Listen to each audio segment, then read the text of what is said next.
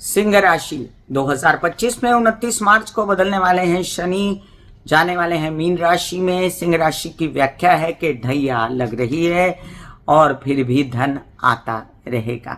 आप कहेंगे कि आप दो बातें एक साथ कैसे कह सकती हूँ, क्योंकि दुनिया में सिर्फ एक ही ग्रह नहीं होता है शनि नाम का, और भी ग्रह होते हैं, राहु है, केतु है, गुरु है, जो शनि की तरह ही पावरफुल होते हैं। माना मैंने कि शनि बहुत पावरफुल होते हैं, और आपके जो है इतने दिनों से सन्मुख बैठे हुए थे, सन्मुख बैठकर भी परेशानी दी है, हेल्थ खराब की है, व्यवसाय में नुकसान दिया है। हालांकि सप्तम भाव जो होता है वो कालपुरुष की कुंडली के हिसाब से शनि का ही भाव होता है, उच्च का हो जाता है मान शनि।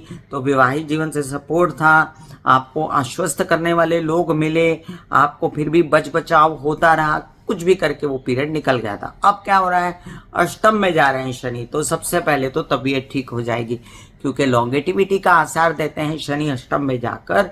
और जब तक राहु वहां से नहीं निकलता तब तक ही चिंता करने की जरूरत है। एक बार आप ये 1.5 महीना काट लेंगे और 18 महीने के बाद राहु निकल के सप्तम में आ जाएंगे, तो आप ये समझ लीजिए कि आपकी ढैया तो शुरू हो जाएगी 29 मार्च को ही। और ढैया के कई सारे फोल्ड्स होते हैं, हेल्थ है, पैसा है, कार्य है, परिवार है, बच्चे हैं। जो 7.5 साल में शनि अपना दिखाते हैं करामात, वो ढैया में 2.5 साल में दिखाने की कोशिश करते हैं। इसमें घबराने की जरूरत नहीं है आपको। मैं इसलिए बोलती हूँ घबराने की जरूरत नहीं, क्योंकि आपको भरपूर सपोर्ट रहेगा गुरु की ओर से, आपको भरपूर सपोर्ट रहेगा राहु का व्यवसाय में।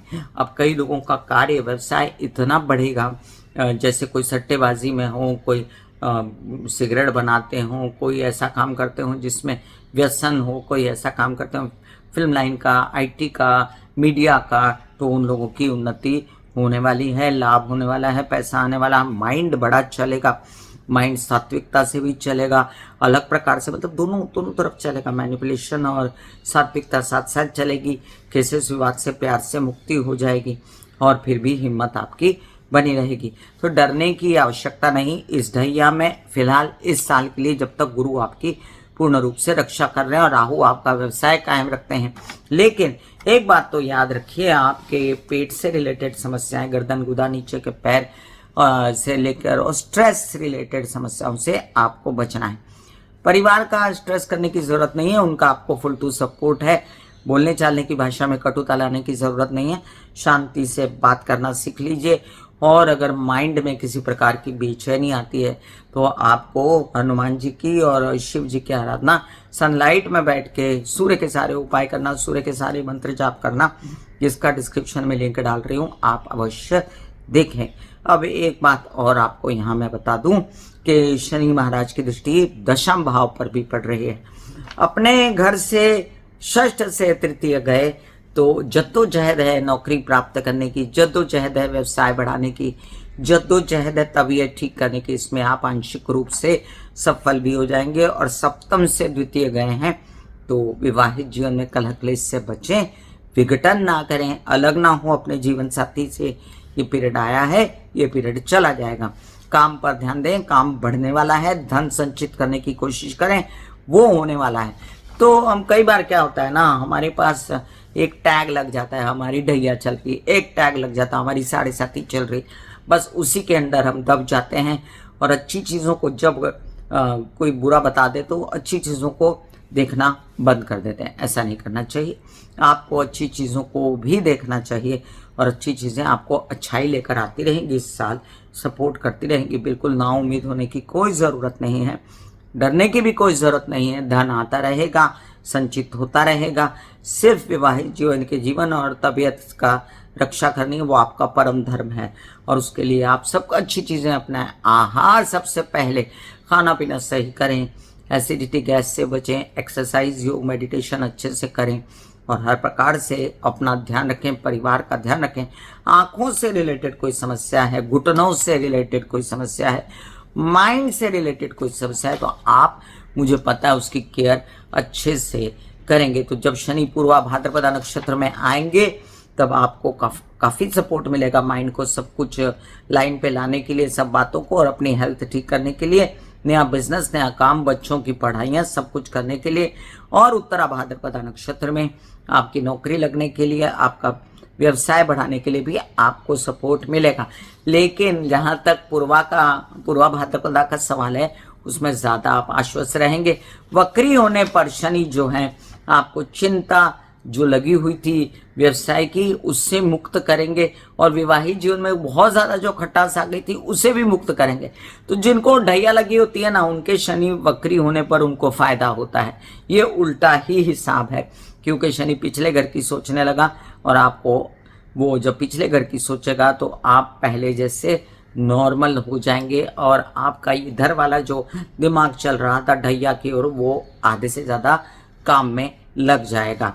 आप करें महामृत्युंजय के जब आप सनलाइट में बैठ के वो महालक्ष्मी नमा के जाप करते रहें, सूर्य की आराधना करें, जो आपके लिए सर्वोपरि है।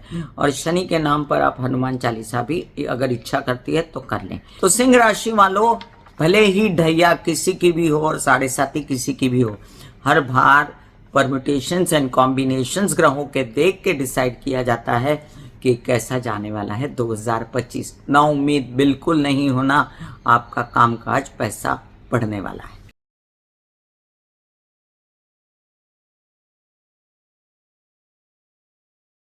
ऐसे बॉडी को बोला जाता है कि आप रिलैक्स हो रहे हो, आप रिलैक्स हो रहे हो। वाकई में वो रिलैक्स हो जाती है। फिर आप अपने एक एक अंग को बोलिए, आपकी शिखा रिलैक्स हो गई है, आपके बाल रिलैक्स हो गए, आपका माथा रिलैक्स हो गया, आपकी आंखें रिलैक्स हो गई। ऐसा मैसेज दीजिए, ये आपका शरीर है।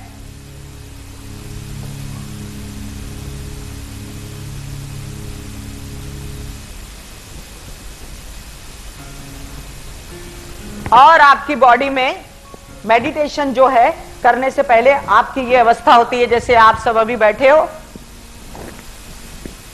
यहां पर आपके कुंडलिनी शक्ति का निवास होता है, जिसे गुदा द्वार कहते हैं।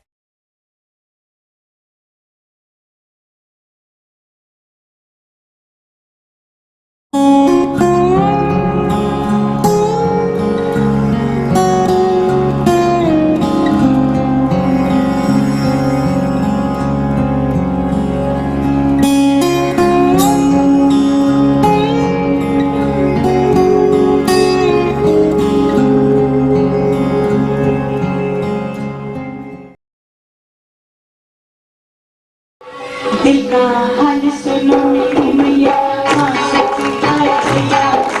दिल का हाल सुनो मेरी मैया, हाँ शक्ति आए भैया। दुनिया से मेरी बहना, सुखाम से भैया।